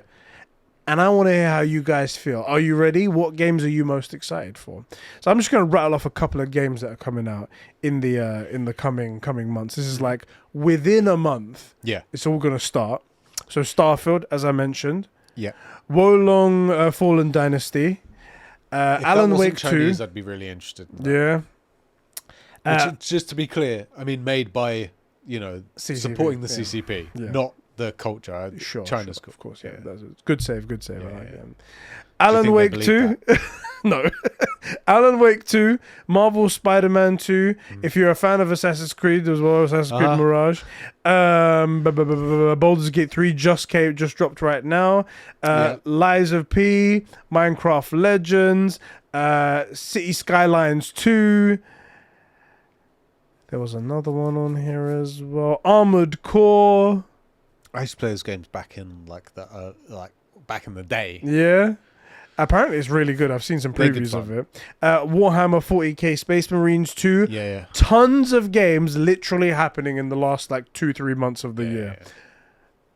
Which one are you most excited for? Which one are you actually going to have time to play? I'm gonna make time for Space Marine for sure. Yeah? A little bit of me. Oh shit, I thought he was going to say straight away Spider-Man for sure. Done. But I've already played it. I mean, you already played the first one, so... It's one of those ones that in my head Spider-Man goes without question. Obviously I'm going to play that, hopefully. You obviously played the first one. Maybe you should play the first one. Give up and start Jedi. Go to that. I'm in a weird... Well, they say, you either have the time to play the games but not the money to buy them, or the money to buy them and not the time to play them. I'm in very much in that situation at the minute. So... It's going to be Space Marine for me, for sure. I'm a big Warhammer nerd, but those games typically aren't very long. Yeah. They so far they've been relatively short. I didn't play Space Marine the last one, but I played a bunch of the stuff like Fire Warrior and stuff way back in the day. That would mean something to maybe one person. So I'll blast through that probably because I want to see what they're doing with things. And also I like the fact that they're going with Tyranids, which is just a good, fun, the alien type aliens. Okay. It'll be interesting to see how they do stuff. I also want to see if they're leaning into the new lore of the books, like the 40k lore is moving on, and I'm just curious to see if that's factoring in at all. I don't think it will be, but I just want to see if they're relating to that stuff. I know this means nothing to you. I might as well be speaking in Swedish right now. You're saying words, and I'm like, yeah. Yeah. Understand that, yeah. Then after, I do think it'll have to be Spider-Man, because I really want to play Baldur's Gate 3, because I've got the PC to play it on. I can words. Can do words. But it's massive, and I am not even finding time for Jedi Survivor, so I gotta be realistic, So I think I'm gonna do Space Marine and then Spider-Man. That's gonna have to be it. I'm interested in Space Marines too as well. Ever since Lies of P looks interesting as well, though. It does. Life of Pi could be cool. Do you know how hard that game is though? Yeah, it won't be for me. I played the demo and I'm like, Jesus, this is so fucking hard. This is the thing. I think it will be a Sifu and Elden Ring, where I'll be like, this game's really good. I hate it. Yeah, I'm excited for that. I really am genuinely excited for City Skylines 2. It's just my jam. It's just one of them things. I feel that feels like a FIFA to me. Yeah. Where it's like, what can they add in 2 that isn't in 1? It's the things that you probably won't care about, to be honest. It's like updating how much detail there is and how much detail you can go into. So Oh yeah, I can put up education, for example, like for my the residents of my town. I could put up an elementary school, I could put up a middle school and a university, no problem. But then I can choose what kind of education programs are available. Yeah. Aha! Abstinence only sex education. Your population just booms. We might be moving into Civ territory with that, but yeah, but this is, if they do stuff like that, I'm all about it. Because right now, that's what I'm doing with my town. One of the things is that the office district, like, we don't have enough highly educated residents in the city. And I'm like, cool, I'll open up a bunch of things. And then I looked, I was like, why is it not going up? Like, why aren't people like learning and whatnot? And I look online, it's like, it doesn't happen like that. You have to wait a while. They have to get educated and then they move on to that point. Right. And also, it's a chance thing as well. Not everyone can be educated up to that level. You open a university, you don't immediately get university grads. They have to go through a 3-year degree. Exactly. And I'm like, shit, I have to maintain it for that long. Anyway, I'm all about that stuff. Let me see what everyone in our Discord server said, which you guys can comment in, by the way, by clicking the link in the description. Free to join, and it's all full of awesome people. Except for Alpha, except for Tailgate, except for T, except for Adam. I noticed Alpha with a really unusual take here. He's excited for Alan Wake 2. Color me surprised. Yeah, I wouldn't have Go into B&Q, ask them for the surprised color, and paint me in that color. Who would have guessed? Who would have guessed it? Where's Tailgate? Tailgate is looking forward to Alan Wake 2 and Starfield, and then after October, Spider-Man. This is the thing. I don't know how you guys are able to find or make the time to separate your year into even quarters. Yeah. Do you know what it is that we have too many fires we're trying to put out all the time? Gosh, everything's on fire. Everything's on fire. And by the time you sort out one thing, another fire pops up. And then that's how the time gets disappeared. Because you're busy the whole time. Yeah, 100%. BS Bro 2. He finished his comment. He said, after that, Spider-Man 2. And then he says... That. No, but then he says another bit that goes on from that. Looks absolutely incredible. We've waited for the mainline sequel. I can't wait. Just bring... I don't think you're reading it. Wolverine since both games. What are you talking about, bruv? Read the comment. The whole thing. Well, it's part of the same thing. He talks about his most anticipated game is Spider-Man 2. It looks absolutely incredible. It's part of the comment. He's used punctuation. It's a different paragraph. Don't get me wrong. He has put in another paragraph. I'll give you that. It looks absolutely incredible. It looks like a separate thing. For the mainline sequel, I can't wait for it. Just bring on October already. It would be really cool if they had put in some teasers from Insomniac's Wolverine games, since both games take place in the same universe. I was going to say that when we was talking about multiverse game, possibly that like Wolverine's in the same universe. That would be cool. That could be quite interesting. Wolverine is Venom. One of the more popular Spider-Man team-ups is Spider-Man and Wolverine. That's a cool thing. I think it's just a matter of putting Spider-Man with anyone. I love the punctuation here. Another new paragraph. Like, maybe you can find a collectible Bugle newspaper that mentions a rampage Logan caused at a bar somewhere. And then many spaces down. But that's different. This is a different one. How can you tell the difference? This is you see the space is different to that space. More spaces. It's more spaces with you. Here's Bro 2. The Hate Cult says. Oh, I renamed him the Hate Cult because he hates everything DC EU. With you. Okay, Tier. Jedi Survivor is getting a last gen port. Yes. Classic EA moment. It's definitely going to run like shit. That was something. So we'll come back to that in a second. Read the next part of his comment, which is actually what I think the game I'm most excited about would be Spider-Man 2 or the new Dragon Age game next year, solely because the combat looks more like God of War-ish. But from what I've seen, I'm cautious about it. So Spider-Man 2, Wolf Among Us 2 and Dragon Age. Nice. The last Dragon Age killed my interest in Dragon Age. It was just a bit underwhelming, and I did not feel... Which Dragon Age was that? I just didn't feel like it You know when you play a game and you feel like you get a canned ending no matter what you do? It was always Yeah. going to end a certain way. It felt like that. And the point of Dragon Age is you're supposed to make all these decisions and it affects things. Sort of like Skyrim. You know, it's one of those kind of games. Was Dragon Age the one with that system?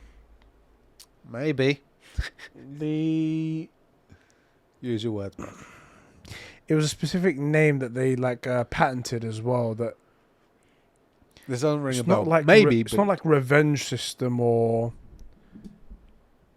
maybe, but it doesn't ring a bell. I've forgotten it. But it's one of those where, like, Nemesis System.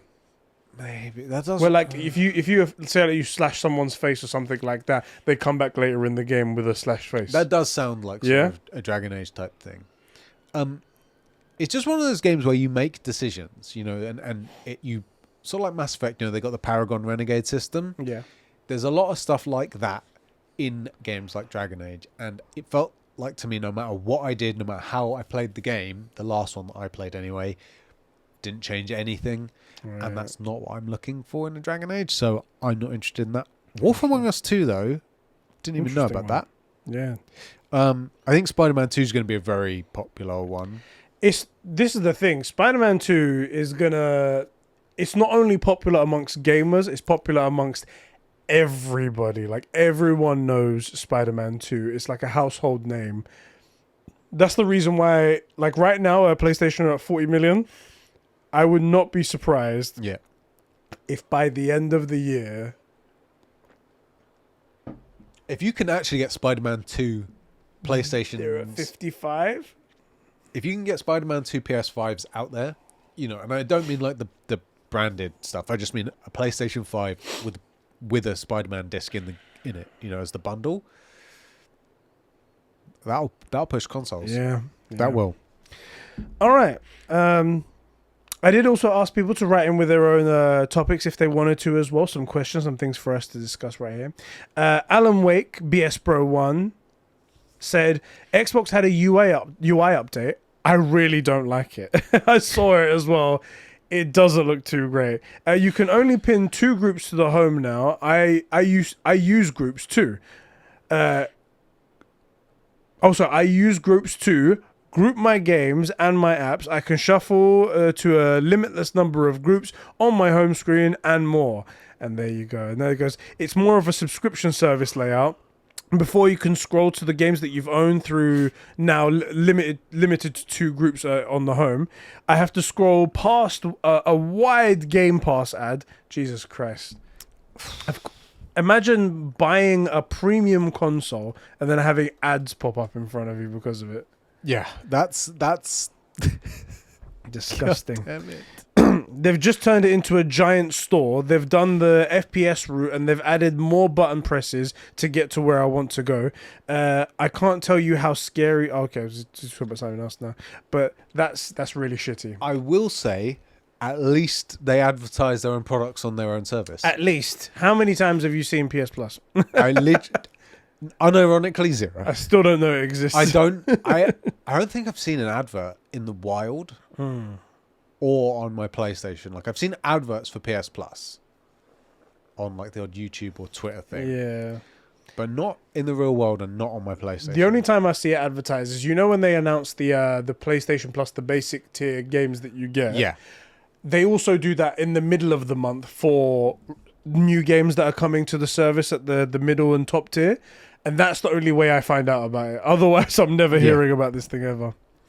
The Tailgate says, also Gamescom is coming up in August. Do you guys have any predictions for it? Do you know what? I absolutely I forgot all about Gamescom. Me too. Up until the moment that I heard that apparently Starfield's going to be there, not playable. And I was like, wait, Gamescom is happening? The only thing I'm really looking forward to is that opening night live thing that Jeff Keighley does. Usually there's good stuff that gets announced there. I honestly sleeping on it, so I've got no predictions. I don't think anything PlayStation will happen. I think I'm still on the lie that there's going to be another showcase or something like that, and it's going to happen after this. Yeah, I was going to say on the Xbox side, that might be where they show us some more of that. Oh, God. What is that thing? It's like Viking. We've both been kind of interested in it. the chick's got like the tattooed face, and then they showed us some of it, and then a documentary in Sweden or something like that. Oh, Hellblade. Senua's Hellblade. Sacrifice, yeah. Yeah, they might show some more of that, Hopefully, yeah. or we'll get some announcement. That, because weirdly, that actually is the only thing on the Xbox side that I'm really interested in. It looks. Every time they show us something they have, it gets dinged off of the list. It's like, that looks awful. All right, take that off. Right. The only thing that Avowed. All right, get that off of there. Exactly. The only thing I've been consistently like, oh, that does look interesting. That sounds interesting. That could be fun to play. Is that what's it called? Hellblade. Yeah. That. And it went a totally different direction. The last thing we saw, it looked like it was like psychological. Like, the more I see about it, the more interested in it I am. Unlike Starfield. Yeah. So, I mean, yeah.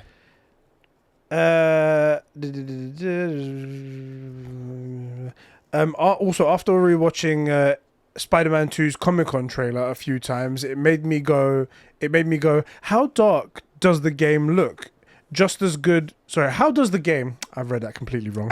How does the game look just as good, if not better, than the CG reveal trailer they dropped back in 2021? What kind of dark magic is Insomniac using back there? Probably the same dark magic they're using to endlessly work and not be tired. Yeah, it's one of those cases where I genuinely think that they're stepping away from CG cutscenes and going to in-game render cutscenes, because then it's less jarring. PlayStation have been doing that for a while. Like they when we figured out the technology, not just PlayStation, when I say it's everyone, when we figured out the technology to use in-game assets and just play an animation, but them being the assets, PlayStation moved all the way over to that, because less jarring, like you said.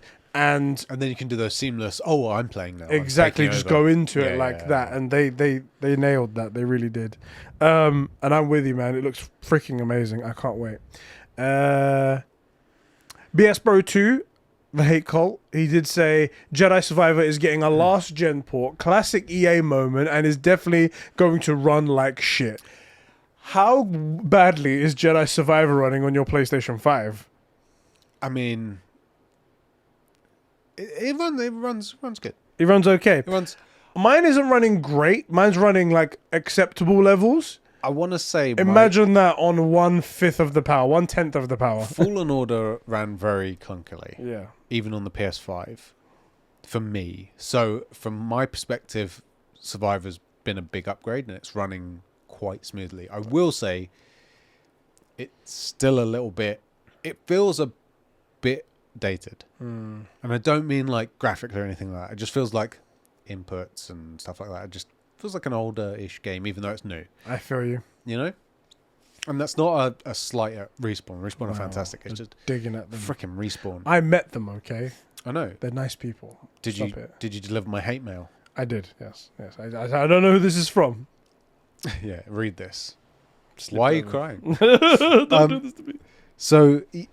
It's running okay for me. It's going to run like a bag of shit. Yeah, this is going to be the Cyberpunk 2077 on PS4.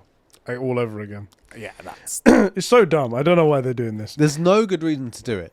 Yeah. There's no good reason to do it, except unless they've just gone, well, a lot of people aren't on the new Xbox generation, so most of that Xbox One generation is still there.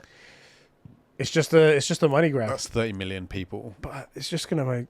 it's dumb. It's a dumb idea. It's not a good idea. It's just not going to be good. And let me rephrase that. Go on. To make the game good and run well on last gen, how much of the game are you going to lose? How much of the interactive combat, AI decision making, graphics, what are the load times going to be on the load screens? Like, because that's the thing as well, is like they do the animation to get you traveling as the interactive load screen sort of thing. It's like, are you going to do that, or are you just going to give them a load screen and we'll load into the next cutscene? And that's jarring. Like, the reason they do that is it's better than a still load screen. It's going to be bad. It's going to be bad. Yeah, it's not going to be good. I want to see it though. I kind of want to see it. Yeah, I still have my day one PS4. I might just have a look. Knock it about. Let's go in there. Poor thing. He also says, after he said about the games that he's hyped for, these are the games I'm most hyped about, but I've also got a backlog 7 times bigger than that to go through. And I fucking hear you there, boy. I fucking hear that. I feel that. Still haven't played the DLC for Horizon. I bought, this is going to be so embarrassing, I bought The Quarry back in the day to play with Games Master. We tried one time, but then we realized that the co-op hadn't been released yet. Right. Never touched it again. The And I Quarry, feel so bad because apparently it was a good game. I saw people play it, and Yeah. it looked really interesting.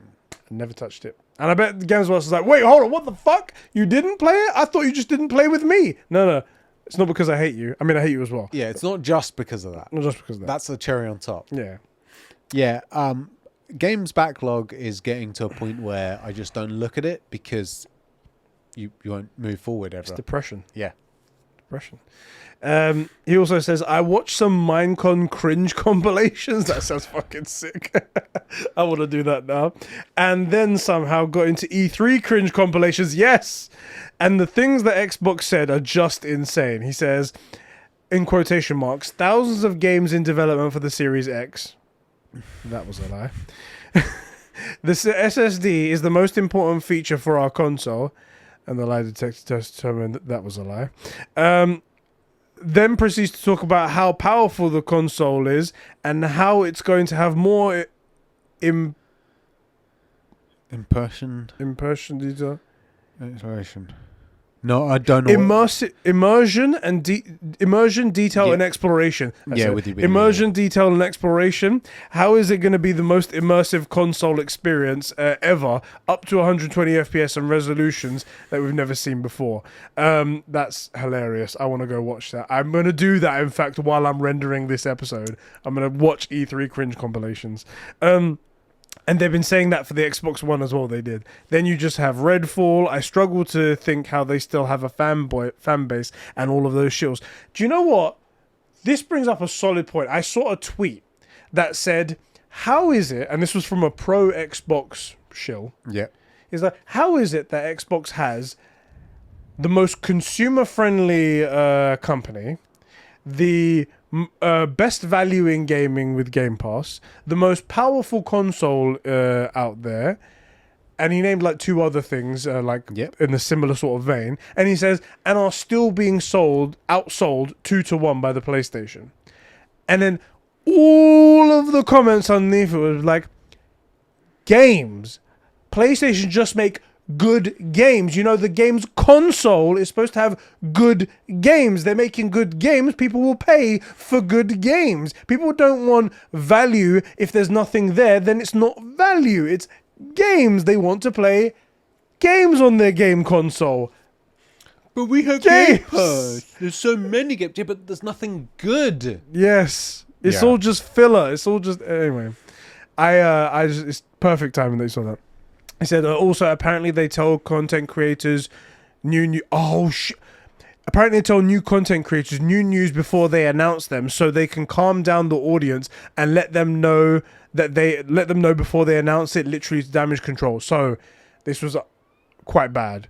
There was an Xbox podcast who I guess didn't think much of it, and they sort of just let the cat out of the bag, that apparently Xbox comes to Xbox related content creators to let them know of things they're going to do, to sort of pre-warn them so they can, I guess, think of things to like let it marinate so they can like dampen it down a little bit. And then Starfield, I don't want it to be massive. You know, I don't want like a galaxy to explore. I just want like maybe 4 or 5 systems with lots to do on those. So that's all I'm really looking for. That's what I want, because otherwise it would be too big. Right. You know, I don't want to be... So they're already in that stage. Like, if they give it to them all at the same time everyone else does, they might be like, oh, this is awful. But they've already jumped over that stage. Now they're in the acceptance stage, and they're in the... And I can't remember all of this so to get over and around just making a good game. Right. All of this money, all of this damage control, just make some good games. And I get that that's years down the road before it pays off, but that's the only way to get around this. It's the only way. And they're only going to notice this after they've spent the 70 billion and after they've wasted 10 years and put all that time and effort down the sink. Yeah. Anywho. Tailgate did ask a question, and a few people answered here. He said, here's a question. This is going to round out the show. Here's a question for you guys. What are some of your favorite video game villains and antagonists?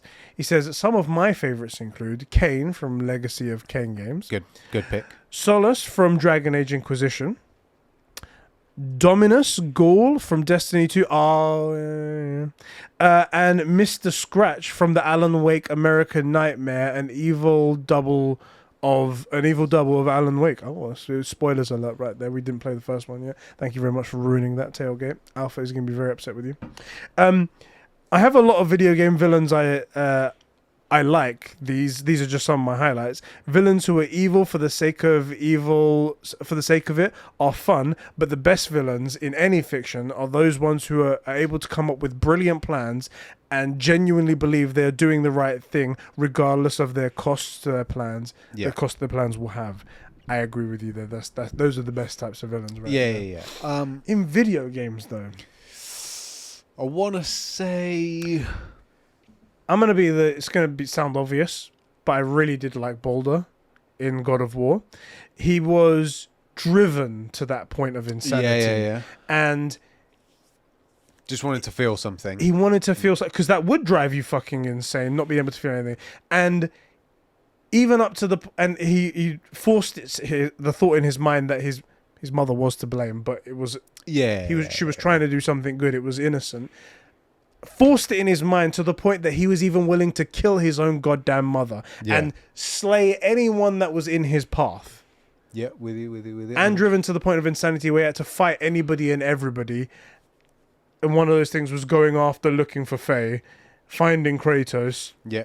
It was such a good villain, in my opinion. I'm just trying to think. So you got the two types of villains. One who's just evil, and then one who has like a point. I thought Abby was a great villain in The Last of Us 2, because you then go on to find that she's not really a villain, and that same thing would have happened to Joel. He would have done the same thing.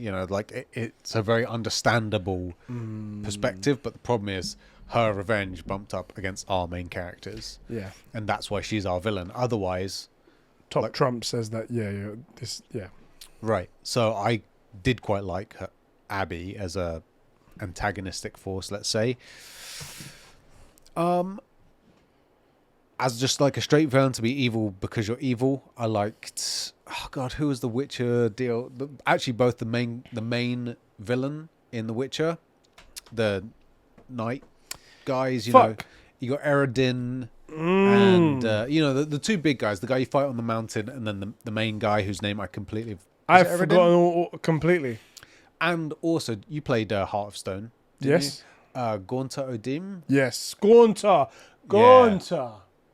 That's a good villain. He's a good villain, or he's like. And also the execution of that as well, from like all the way from the very beginning of the game. Yeah. You see him and yeah. So he's a great villain who's just like a sort of force of nature type thing.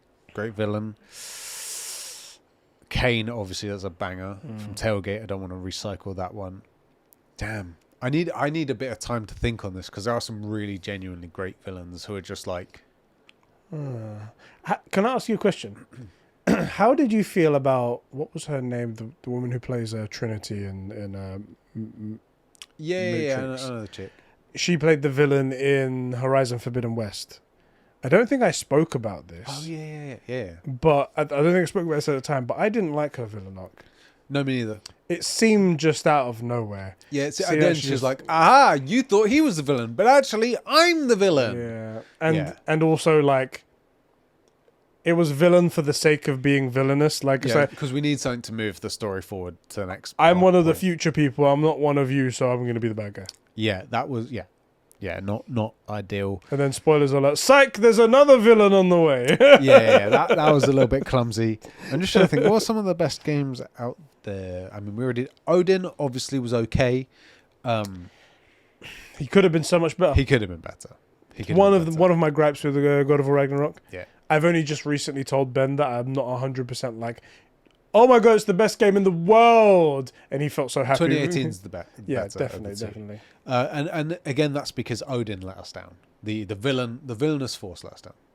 A hateable villain, anyway. Heimdall. in God of War Ragnarok. Super hateable. Guy, I mean, every bit of pain that you gave that guy, like, Joffrey, yes! a Joffrey type. Yes! Yeah. That's I just, what right, bitch, you're getting a spear through your face. I'll say that's one of my big complaints really about Ghost of Tsushima. No real villains. Yeah. Actually, Other than yourself, if you're one of those fuckers that actually kills the uncle in the end. true. There was a correct choice. If you chose the wrong one, True. you're a Yeah, cunt. you've departed from the way of samurai and honor. You leave Exactly. your uncle alive, obviously. What other games are there? Every time Cyberpunk you see didn't someone have- at the end, they do photo mode and they're like, your armor's black! Monster! Yeah, you monster. Adam Smasher wasn't a very good villain. No, it wasn't. What else has come out recently? Good villains, good villains. It doesn't have to be recent, to be fair. I did like the sister that unfortunately The first one. in the first one. She was quite cool. Yeah, I don't really care. It's just a fight to me. God, I need a bit of time to think about this. Like best villains out there. I'm trying to think. I feel like I've been put on the spot. It's always the way.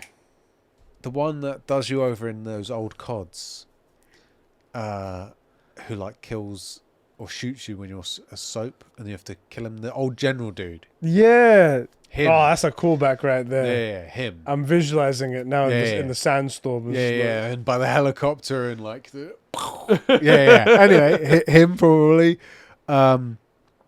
Illidan from World of Warcraft. He's a great villain because he's sort of gets forced into the point. Let me read some of the ones that guys have written in here. Mr. Scratch, Paul Serene, who we even get to play as. I don't know who that is. Dr. Robotnik, a bunch of the Arkham games. Yeah. Boulder, Handsome Jack, Yeah. Gaunter O'Dim, Yeah. Doc Ock, Dutch, Andrew Ryan. Andrew Ryan? Who's that? Not sure. There you go. Maybe he's a friend of Jack Ryan. Maybe. Yeah. Maybe. I'm trying to think. God, I was trying to like rack my brain. I'm sure that I'm gonna be on my way home driving and be like, frick! Ed, Why didn't I say? put this in. Just edit it in. All right, bro. That's all the gaming topics we have to talk about today. That's all the gaming we have time for today. Gaming. Thank you all so much for joining us for another episode of these. I'm kind of excited that maybe we can work out a way to get more episodes in now that we spoke about it. It would but be let's good. not promise anything. It would be good. It would be really awesome because I want to get back to that momentum that we had. It was really cool would be all the good. time. All right, guys. We'll catch you guys on the next one. Thank you all for being here. Thank you for continuing to support us. We love you all so much. And we'll catch you on the next one. Love, love, love.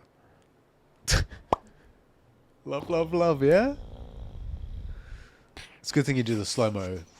I really want you to edit in just the worst explosion effects into that. You know, when you go, and it's just like the full square of like a mushroom cloud. What about instead I just go full Oppenheimer and it's just white screen for like 40 seconds followed by the loudest "Bah-bah!"